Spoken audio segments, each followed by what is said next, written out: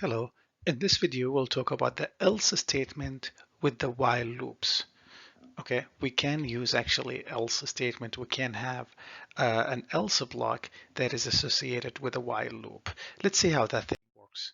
Okay, so as we saw before with the if else statement, so if the if condition is true, you will execute the if statement, or you will take the branch for the if statement.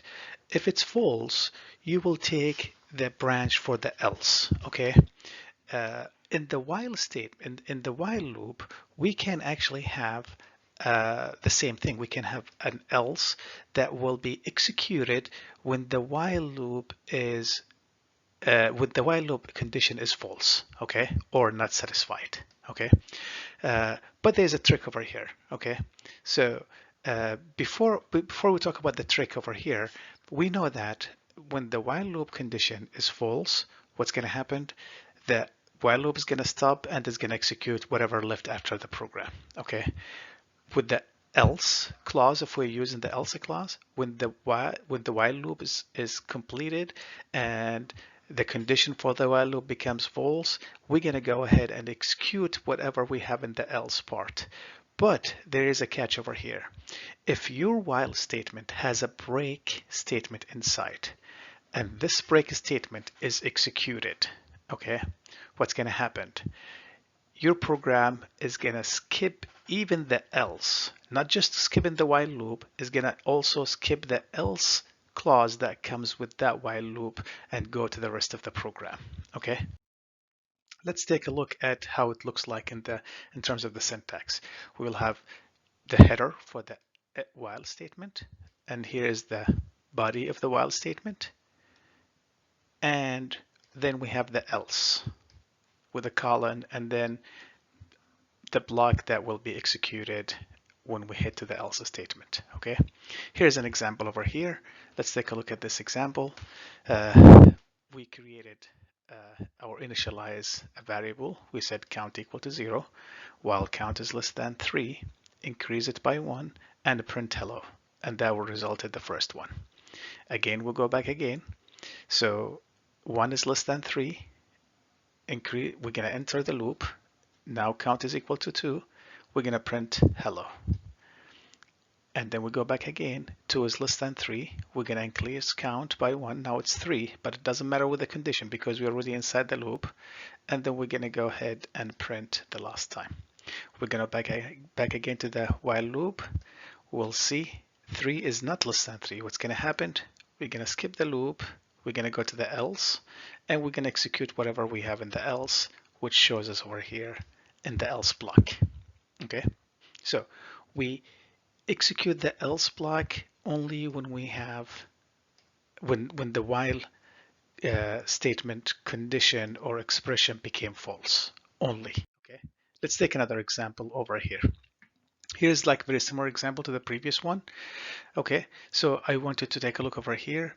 We printed all the numbers. I wanted to practice this one as well. So less than 5, you print it, it's less than 5, and then you increase it all the way. You see the prints over here. We printed 0 is less than 5, 1 is less than 5, 2 is less than 5, 3 is less than 5, 4 is less than 5. And once condition became false, we went to why became false? Because count is not less than 5, which is because count at this point is 5. 5 is not less than 5. We're going to go to the else. We're going to say count is not less than 5, which is 5 is not less than 5. Okay, let's take another example over here. Okay, here is two programs that are very similar, except the first one on the left, we have a break statement. The one on the right, we have a continue statement. Let's take a look how these two separate programs gonna run, or what is the result. Okay, so we created a variable, we called it n, start from 5. And we said while 5 is greater than 0, what are we gonna do? Decrease it by 1. So n right now is 4. We're going to test it. Is n equal to 2 or is 4 equal to 2? No. We're going to print it. Here you go, 4, which is at the statement. Then we're going to back again here to the while loop. 4 is greater than 0, which is good. Now we make it equal to 3. N is 3 equal to 2? No, this is not true. We're going to continue. We're not going to take the branch. We're going to print 3. And then we're going to go back again here. Is 3 greater than 0? Yes. We're going to access here. If we're going to make 3 minus 1, which is going to be 2. And is if n equal to 2, which is true. 2 equal to true. We're going to go to the break. Take a look over here. Once we hit the break, we're going to skip the else and go to the remaining of the program, and that's why the output over here is only 4 and 3. Let's take a look over here when we use the continue. Same program. Okay, we start in with 5. 5 is greater than 0. That's good. So we're going to access to the loop, make 5 equal to 4 right now, or make n instead of 5 4. 4 is not equal to 2. We're going to print 4. And then we go back again here. 4 is greater than 0. 4 right now is 3. Is 3 equal to 2? No. We're going to print 3. Go back again here. 3 is greater than 0. 3 becomes right now 2. Is 2 equal to 2? Yes. Continue. What we do over here, we skip the remaining of the loop and we go to the header. You see over here, 2 is not printed, is missing from this part. So 2 is greater than 0. 2 becomes 1 right now. It's not equal to 2. 1 is not equal to 2. We're going to print 1. And then over here, 1 is greater than 0. 1 becomes 0. We're not going to take the branch. We're going to print 0. We go back again here to the while loop. Is 0 greater than 0? No, this is false. What's going to happen, because the condition was false, we will execute the else.